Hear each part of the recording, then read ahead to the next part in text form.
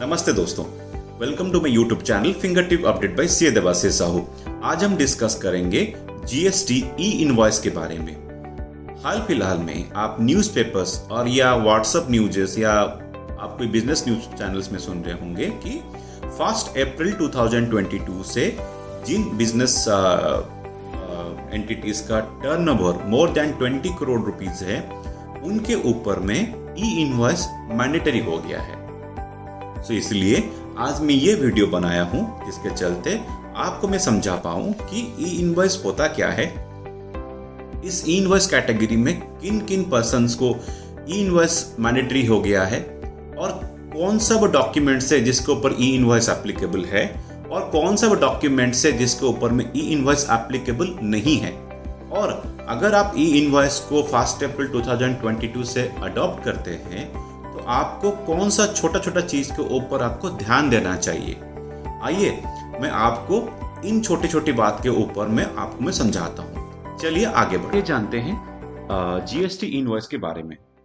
GST invoice is a mechanism where the B2B invoices, that is business to business invoices, इसका यह मतलब होता है कि जब when seller and buyer both are registered under the GSTN, जब उन दोनों में ट्रांजैक्शंस होता है, were authenticated electronically by GSTN for further use on the common GST portal. That is, under this e-invoice system, an identification number that is called IRN number, invoice registration number, will be issued against every invoices by the invoice registration portal IRP portal managed by the GST network. उन लोग issue करते हैं, मतलब हर invoices जो जिनके ऊपर ये invoice system applicable होता है, तो ईच एंड एवरी इनवॉइसेस को आपको डिपार्टमेंट का पोर्टल से एक आईआरएन नंबर जनरेट करना पड़ता है। उसको बोलते हैं IRN number with QR code. मैं आगे बताऊंगा। तो आइए जानते हैं इसका रिक्वायरमेंट कहां पड़ा। उसके पहले आपको ये बहुत एक इंपॉर्टेंट फैक्टर के बारे में बताना चाहता हूं, उसको ध्यान से पढ़ लीजिए। जैसे कि उसका जीएसटी का रिलेवेंट रूल है rule 48, that is manner of issuance of invoice. उसमें रूल 48(1) और रूल 48(2) को पढ़िए सामने में। उसमें क्या लिखा है कि जो रूल 48(1) है और 48(2) है, ये लिखा है for supply of goods and this is for supply of service. So supply of goods के लिए कैसे होता है, जैसे manual, this 48(1) and 48(2) that is applicable for the organisation where e invoice system is not applicable. जैसे goods के लिए 3 original for recipient, duplicate for transport और ट्रिपल कट सप्लायर, ये 3 कॉपी उनको इशू करना पड़ता है। और सर्विसेज के लिए original for recipient and duplicate for service, इसको इशू करना पड़ता है सर्विसेज के लिए। ये बोलता है कि अगर जो 48(3) ये 1 और 2 पढ़ लिया, अभी 48(3) पढ़ना चाहते हैं। The serial number of the invoices issued during tax period shall be furnished electronically through the common portal GSTR 1। वो आपको कॉमन जो इनवॉइस नंबर है वो फॉलो करना पड़ता है, फर्निश करना पड़ता है। ये हो गया आपका रूल 48(1), 48(2) एंड 48(3). अब जो इंपॉर्टेंट अमेंडमेंट होता है, ई इनवॉइस कहां पे एप्लीकेबल होता है? ई इनवॉइस एप्लीकेबल होता है रूल 4, दैट इज रूल 48 सब रूल 4 के अंदर ये एप्लीकेबल होता है। क्या होता है? The invoice shall be prepared such class of registered person. जैसे सच क्लास में भी क्या हो गया कि 20 करोड़ विथ इफेक्ट फ्रॉम 1 अप्रैल 2020 में इन लोग उस कैटेगरी पर्सन में फॉल कर गए, जो उससे सच कैटेगरी। उनको क्या करना पड़ता है कि जीएसटी INB 01 एक फॉर्म होता है, इसका डिटेल्स भर के डिपार्टमेंट को इंटीमेट करना पड़ता है for generation of the IRN number, that is called E invoice number. Okay, ये हो गया रूल 48(4) में। सब रूल 5 क्या बोलता है कि every invoice issued by a person to whom, sub rule 4 मतलब जिसके ऊपर में ये इनवॉइस एप्लीकेबल हो गया, applies in any manner other than the manner specified in said sub rule shall not be treated as an invoice. This is the big important changes. मान लीजिए कि आपके ऊपर में एप्लीकेबल हो गया कि आपका कोई प्रीवियस फाइनेंशियल ईयर में 17-18 से लेकर 2021-22 तक टर्नओवर 20 करोड़ से एबव हो गया है और आपके ऊपर में ई इनवॉइस एप्लीकेबल हो गया है। अगर आप ई इनवॉइस इशू नहीं करते हैं, what ever invoice you have issued, जो नॉर्मल आप इशू कर रहे हैं, that shall not be treated as an invoice. Okay, ये इसलिए मैं आपको दिखाना चाहता था कि अगर आप ई इनवॉइस का अडॉप्ट नहीं करते हैं तो आप जो भी मार्केट में इनवॉइस इशू करेंगे, that will be not be treated as an invoice, that is a invalid invoice for the purpose of the GST. Six provision में क्या बोला, the provision of sub rule 1 and 2 जो manual invoices है shall not apply to an invoice prepared in the manner specified in sub rule 4। इसका क्या मतलब हुआ कि जब IRN इनवॉइस होता है जिसको ई इनवॉइस इशू करना पड़ता है, उनको वो ओरिजिनल पर रिसिपेंट, डुप्लीकेट पर ट्रांसपोर्टर, ट्रिप्लीकेट पर सप्लाई या सर्विस के केस में ओरिजिनल पर रिसिपेंट, डुप्लीकेट पर सप्लाई, ये सब जो कंडीशन है ये एप्लीकेबल नहीं होता है। Once you generate the IRN invoices, ये ओरिजिनल, रिसिपेंट, डुप्लीकेट, ट्रांसपोर्टर ये जरूरत नहीं पड़ता है। तो इंपॉर्टेंट क्लॉजेस है सब रूल 4, सब रूल 5 एंड सब rule 6। So 1, 2, 3 is for normal invoice, 4, 5, 6 is for the E invoice, rule 48 of CGST rule. अब हम आगे बढ़ते हैं, ये एक ध्यान से देख लीजिए कि to whom rule 48(4) E invoice applicable. जैसे आपको थोड़ा सा बैकग्राउंड बता देता हूं कि नोटिफिकेशन नंबर 61 में जब ये इंट्रोड्यूस हुआ था पहले ई इनवॉइस 1 अक्टूबर 2020 से इफेक्टिव हुआ था, where turnover has been mentioned 500 crore. फिर आया जनवरी से 100 करोड़ का, फिर आया अप्रैल से 50 करोड़ का, अभी अप्रैल 22 से हो गया 20 करोड़ के ऊपर में एप्लीकेबल हो जाएगा। ओके, सो अब ये था उसका हिस्ट्री। धीरे धीरे देखिए, धीरे धीरे वो स्टेप डाउन होके जा रहे हैं टर्नओवर पे, 500 करोड़ से भी 20 करोड़ तक पहुंच गए हैं जाके। देन आता है applicable to where invoice that is B2B, मैंने जो बताया था, एक्सपोर्ट एंड एसईजेड। एसईजेड मतलब जो हम बोलते हैं डीम्ड एक्सपोर्ट बिलिंग, इसको हम लोग बोलते हैं ना डीम्ड एक्सपोर्ट बिलिंग, हमको ये डीम्ड एक्सपोर्ट कैटेगरी में इसका आता है, इसको बोलते हैं डीम्ड। ओके, देन आता है credit notes, then debit note, sorry debit note. Okay, then किसके ऊपर एप्लीकेबल नहीं होता है, अन इंश्योरर और बैंकिंग कंपनी, उनके ऊपर नहीं होगा। GTA गुड ट्रांसपोर्ट एजेंसी, उनके ऊपर नहीं होगा। एयर रजिस्टर्ड पर सप्लाइंग पैसेंजर ट्रांसपोर्टेशन सर्विस, उनके ऊपर भी नहीं होता है। सिनेमाटोग्राफिक फिल्म्स, मल्टीप्लेक्स सर्विसेज, उनके ऊपर नहीं होता है। ISD एंड SEZ यूनिट्स, ये जो 6 कैटेगरी ट्रांजैक्शन बिजनेस एंटिटीज है, इनको ऊपर ई इनवॉइस एप्लीकेबल नहीं होता है। और किन डॉक्यूमेंट्स पे नहीं होता है, इंपोर्ट बिल ऑफ एंट्री, इसके ऊपर नहीं होगा। बिजनेस टू कंज्यूमर, मैंने बोला था ना कि अगर आप रजिस्टर्ड पर्सन हो और आप जिसको सेल कर रहे हो वो अगर रजिस्टर्ड नहीं है, that transaction will be treated as the B2C transaction, इसके ऊपर एप्लीकेबल नहीं होगा। बिजनेस टू गवर्नमेंट, जो गवर्नमेंट मतलब जैसे आप मान लीजिए कोई डिपार्टमेंट को आप सप्लाई कर रहे हैं, मतलब डिपार्टमेंट, गवर्नमेंट डिपार्टमेंट को, तो हम नॉर्मली B2G बोलते हैं, बट ये GST में कई टर्मिनोलॉजी यूज नहीं होता है, हम लोग नॉर्मली बोलते हैं B2G। And non GST supplies, एक अल्कोहलिक, लिकर्स, पेट्रोल। देन उसके बाद होता है डिलीवरी चालान में IRN जरूरत नहीं पड़ता है। और advance receipt voucher, advance receipt voucher क्या होता है कि GST एक्ट में यह है कि अगर आप कोई सर्विसेज के अगेंस्ट में आपको कुछ एडवांस मिलता है तो आपको अपफ्रंट गवर्नमेंट को टैक्स जमा करना पड़ता है, जिसके चलते आपको इनवॉइस इशू नहीं करना पड़ता है, केवल एडवांस रिसीट वाउचर इशू करना पड़ता है। उस केस में भी आपको IRN जनरेट करना जरूरत नहीं है। ओके, तो इन डॉक्यूमेंट, इस सिनेरियोस के ऊपर में आपको IRN जरूरत नहीं है। देन आपको मैं इंपॉर्टेंट यहां थोड़ा ध्यान से देखिए, तो क्या होता है वो फाइनेंशियल ईयर, कौन सा financial year, current financial year या प्रीवियस फाइनेंशियल ईयर या preceding financial year. What does the mean of the aggregate turnover, जो आपको टर्नओवर लिमिट बताते हैं ना, 500 करोड़, 100 करोड़, 20 करोड़, जो turnover criteria, what is the meaning of that aggregate turnover. उसके लिए आपको पहले, अगर हम फाइनेंशियल ईयर के बारे में पढ़ेंगे तो आपको यहाँ पे 2 नोटिफिकेशन को देखना पड़ेगा, दैट इज नोटिफिकेशन नंबर 13/20, ये मास्टर्स नोटिफिकेशन है, जिसको जो बार बार इसे अमेंड हो रहा है। उसके बाद पढ़िए 70/20। 13/20 में क्या लिखा कि whose aggregate turnover in a financial year exceed 100 crore rupees. पहले 100 करोड़ था, उसके बाद जब स्टार्ट हुआ ये 500 करोड़ से स्टार्ट हुआ था। तो पहले जो इनिशियल नोटिफिकेशन आया था वहां पे लिखा था turnover in a financial year, ध्यान से देखिए। उसके बाद क्या हुआ, नोटिफिकेशन नंबर 70 में इन ए फाइनेंशियल ईयर को चेंज कर दिया गया। उसमें क्या लिखा गया, any preceding financial year from 17-18 onwards, that is any preceding financial year. मैंने आपको एक छोटा सा एग्जांपल बताया हूं कि मान लीजिए कि आपका कोई टर्नओवर था, लेट्स से 18-19 में 15 करोड़, 19-20 में 19 करोड़, 20-21 में 20 करोड़ एंड 21-22 में 18 करोड़। यहां देखिए कि जो 17-18 के बाद एनी प्रीसीडिंग फाइनेंशियल ईयर में, यहां देखिए 20 करोड़ हो गया था। इसका मतलब अगर आपका 21-22 में 20 करोड़ नहीं है, फिर भी आपके ऊपर एप्लीकेबल हो जाएगा, क्योंकि आपका कोई भी फाइनेंशियल ईयर जो 17-18 से के बाद में है, अगर एप्लीकेबल होता है तो आपके ऊपर IRN एप्लीकेबल हो जाएगा, दैट इज फ्रॉम 1 अप्रैल 22। इसलिए आप 17-18 और 17-18 कब से, 1 जुलाई 2017 के बाद आपको टर्नओवर देखना है। अगर आपका 20 करोड़ क्रॉस कर जा रहा है तब आपके ऊपर IRN एप्लीकेबल हो जाएगा with effect from 1 April 2022। Okay, and वो टर्नओवर क्या होता है, कौन सा टर्नओवर मानेंगे?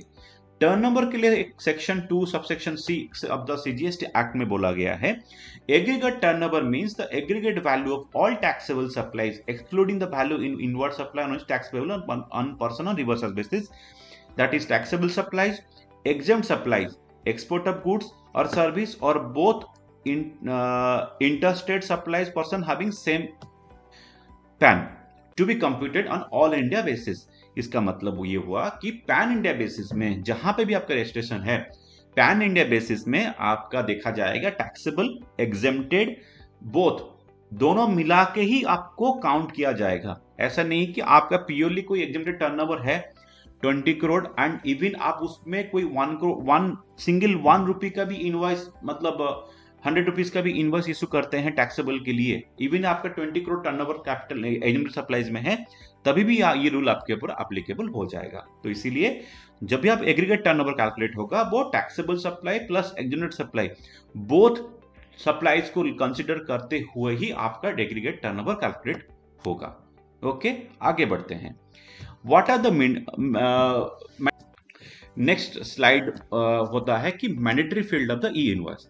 इसमें क्या होता है कि आप अगर कुछ GST IRN इनवॉइस बनाने जा रहे हैं पोर्टल के थ्रू में, आपके डेटाबेस में जो अब एग्जिस्टिंग सिस्टम है इनवॉइस जनरेट करने के लिए, आपको इन कुछ मैंडेटरी फील्ड्स होता है, इसको ठीक कर लेना है। जैसे कि आपका डॉक्यूमेंट टाइप, जैसे INV for invoice, CRN for credit note, DBN for debit note होता है।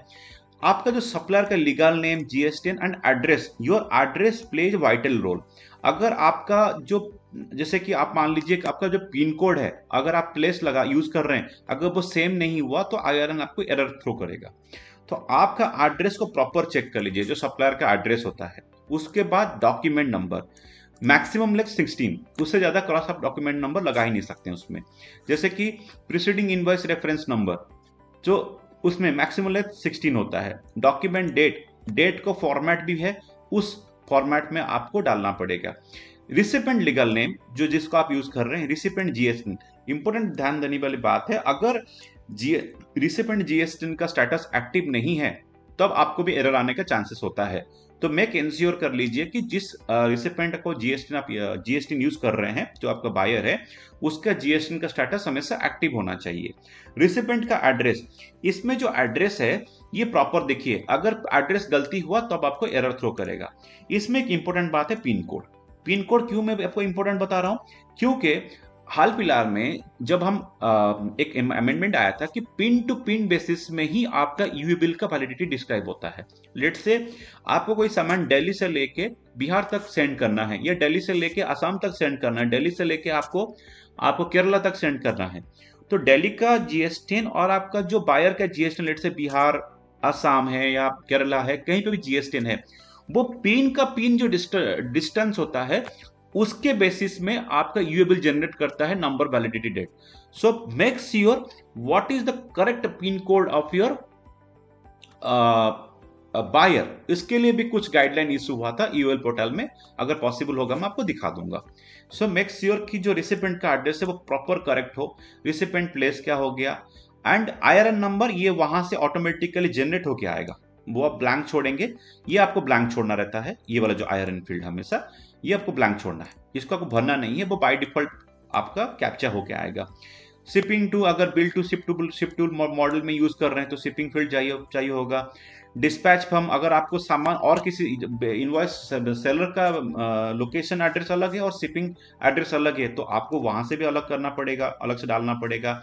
आइटम डिस्क्रिप्शन, HSN कोड, आपको बता दूं जो HSN कोड है आपको भी पोर्टल की तरीके डेटाबेस से एक्सेस कर सकते हैं आप उसको। एक्चुअली एसएसएन कोड जो क्या होना चाहिए, एचएसएन एसएससी, जीएसटी रेट क्या होना चाहिए, accessible value, total invoice value, ये सब कुछ मैंडेटरी फील्ड है जो कि आपको ध्यान से देखना पड़ेगा। ये आपको पोर्टल के थ्रू मिल जाएगा। ओके, आगे बढ़ते हैं। ये हो गया आपका मैंडेटरी फील्ड। तो इसमें ध्यान देने वाली बात क्या हो गया कि आपका जो एड्रेस है वो प्रॉपर करेक्ट होना चाहिए, बायर का एड्रेस और पिन कोड प्रॉपर होना चाहिए। उसके साथ साथ क्या होना चाहिए कि आपका जो डेटा है जैसे कि एचएसएन कोड्स हैं वो प्रॉपर तरीके से मेंटेन होना चाहिए। ये ऑल फील्ड पूरा मेंटेन होने के बाद आपको आराम से आपको इनवॉइस आप जनरेट कर पाएंगे। नेक्स्ट आते हैं हाउ टू जनरेट IRN। अब हम चलते हैं कि अगर हम पोर्टल माने कि ये गवर्नमेंट का 2 पोर्टल है जैसे कि einvoice.gov.in। लेट्स सी, मैं आपको ट्राई करके दिखाता हूं। ये पोर्टल पे ये आ गया। ये पोर्टल होता है einvoice.gst.gov.in। इसके थ्रू आप रजिस्ट्रेशन कर सकते हैं। आप अगर पोर्टल लॉगिन करेंगे यहाँ पे नॉर्मली यहाँ पे यूएबल क्रेडेंशियल होता है। उसके बाद यहाँ पे आपको रजिस्ट्रेशन वंस आप करने के बाद आप यहाँ पे जाइए, जैसे कि हेल्प में जाइए, डाउनलोड में जाइए, टूल्स में जाइए, बल्क जनरेशन टूल्स। इसमें आप यहाँ पे जो बल्क जनरेशन टूल्स हैं इसका एक्सेल यूटिलिटी करने के बाद आप डाउनलोड करके यहाँ पे जो डेटा भर के आप ऑनलाइन आप इसका फायदा उठा सकते हैं लॉगिन करने के बाद। ओके, गवर्नमेंट ने अभी क्या किया है हाल फिलहाल में, ये जेप ऑन सिस्टम, ये मैं आपको दिखाता हूँ। ये एक डेवलप किए हैं छोटे इंडस्ट्रीज के लिए। आप यहाँ पे भी जो क्रेडेंशियल आप या इस पोर्टल में क्रेडेंशियल ओपन करेंगे ना, रजिस्ट्रेशन, आप अपने जीएसटी नंबर देके सिंपल आपका मोबाइल नंबर ऑथेंटिकेशन और ईमेल आईडी ऑथेंटिकेशन के थ्रू आप इसको कर सकते हैं। उसके बाद आप ये जो पोर्टल पे लॉगिन करके आप IRN बना सकते हैं। इसका भी एंटायर हेल्प यहाँ आपको हेल्प बॉक्स में मिल जाएगा। जैसे यहाँ पे यूजर मैनुअल्स हैं, यहाँ पे पूरा प्रोसेस आपको बताया गया है जो यूजर्स मैनुअल में आपको कैसे करना है। सेकंड हो गया कि आपको यहाँ पे वीडियोस भी अवेलेबल होता है कि अगर वहां पे जाएंगे कंप्यूटर बेस्ड वीडियो ट्यूटोरियल, यहाँ पे ट्यूटोरियल भी आपको अवेलेबल हो जाता है। ओके, अब हम यहाँ पे आपको कुछ इंपॉर्टेंट फैक्ट के बारे में बताता हूँ कि इसमें आपको क्या क्या चीज जरूरत है। पहला है, मैंने आपको बताया कि जो सर्च में जाएंगे यहाँ पे आपको मास्टर कोड्स मिलता है। मास्टर कोड्स क्या होता है, अगर आप चाहेंगे तो आपको जो जिस स्टेट कोड को, मतलब आपका जो सप्लायर है उनका स्टेट कोड क्या है, बायर है उसका स्टेट कोड क्या है, वो जानना है तो यहाँ पे सबका स्टेट कोड दिया गया है पोर्टल में। उसके बाद HSN कोड, आप जिस सप्लायर कैटेगरी में आपका प्रोडक्ट जिस HSN कैटेगरी में फॉल कर रहा है, आप चाहो तो आप इससे ही आप देख सकते हो कि आपका एक्चुअल क्या है और आपको यही वाला ही आपको भरना पड़ेगा। अगर आप जैसे फॉर एग्जांपल मैं आपको दिखा रहा हूं, जैसे 84 में न्यूक्लियर रिएक्टर बॉयलर मशीनरीज हो गया, तो यही सब आपको HSN वहां पे यूज करना पड़ेगा। Like country codes and port codes, currency codes, यहाँ पे है यूकीसी कोड, यूनिक जो आपको भरना है ना, box number, dozens, kilograms, KLR, इसका लीटर्स, इसमें आपको इनका जो यूनिट कोड होता है ये आपको प्रॉपर तरीके से भरना पड़ेगा। उसके बाद हो गया आपका टैक्स रेट्स। उसमें क्या होता है आपको कि आप अगर यहाँ जाते हैं तो आपको यहाँ पे मैक्सिमम इतना रेट टैक्स रेट मिलता है। पिन कोड स्टेट्स, अगर आप यहाँ पे भी पैटर्न जान सकते हैं कि स्टेट में हो गया जम्मू कश्मीर में, तो अगर हम सर्च करेंगे यहाँ पे एवरीथिंग, यहाँ पे पूरा डेटाबेस इनके पास में अवेलेबल है। यहाँ पे एक्सेल फाइल डाउनलोड हो गया, आप चाहो तो आप ये एक्सेल फाइल सब देख सकते हैं इसका। ओके, सो ये आपका हो गया GST, जिसकी आपका जम्मू का अभी निकल गया पिन कोड्स, जम्मू का पिन कोड्स यहाँ पे निकल गया पूरा। ओके, सो ये आपका हो गया ई-इनवॉइस पोर्टल में आपको मास्टर कोड्स के बारे में बता दिया। जैसे मैं आपको बताया था पिन टू पिन डिस्टेंस, मैं इसलिए बोला क्योंकि आपको पिन टू पिन डिस्टेंस में आपका यूएबल का वैलिडिटी अवेलेबल होता है। इसलिए आप चाहो तो खुद का अगर छोटा बिजनेस है यहाँ पे लॉगिन कर लीजिए, जो आपको टूल्स बताया मैंने, ये सर्च में जाके टूल्स, बल्क जनरेशन टूल करके यहाँ से भी IRN आप जनरेट कर सकते हैं। या आप चाहो तो जेप ऑन जो सिस्टम वेब सिस्टम है यहाँ पे लॉगिन करके भी आप इसका फायदा उठा सकते हैं। ओके, आगे बढ़ते हैं। अब हम बताता हूँ कुछ इंपॉर्टेंट के बारे में, बात के बारे में। जैसे कि अगर मान लीजिए आप कोई डॉक्यूमेंट या इनवॉइस को पोर्टल को भेज के उसका आईआरएन जनरेट कर दिए, क्या आपको कैंसिल कर सकते हैं? यस, आप उसको कैंसिल कर सकते हैं विद इन 24 आवर्स। अगर 24 घंटा क्रॉस कर गया आप उसको कैंसिल नहीं कर सकते। ओके, आपको फिर इसको आइदर क्रेडिट नोट इशू करके पूरा ये एंट्री को नॉलिफाई करना पड़ेगा, या उसका फ्रेश आपको इनवॉइस बनाना पड़ेगा। अगर आप उसको अमेंड करना चाहते हैं तो आप अमेंडमेंट जीएसटीआर 1 में जब फाइल करेंगे तब जाके इसको अमेंड कर सकते हैं। ओके, ये हो गया amendment and cancellation. And some important point, if eligible person will not issue IRN invoice the same touch invalid invoice. मैं आपको पहले बता दिया था, after generation IRN e way bill need to be generated through IRN only, no other means allowed.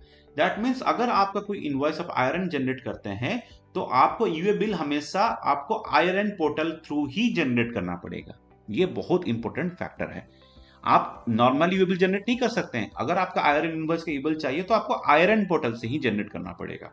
Okay, जो error होता है बहुत टाइम पे क्या होगा, आप कोई डॉक्यूमेंट सेंड कर दिए आईआरएन के लिए, उसमें कुछ आपको एरर्स आ गया, वो एरर्स आप कहाँ ट्रेस करेंगे?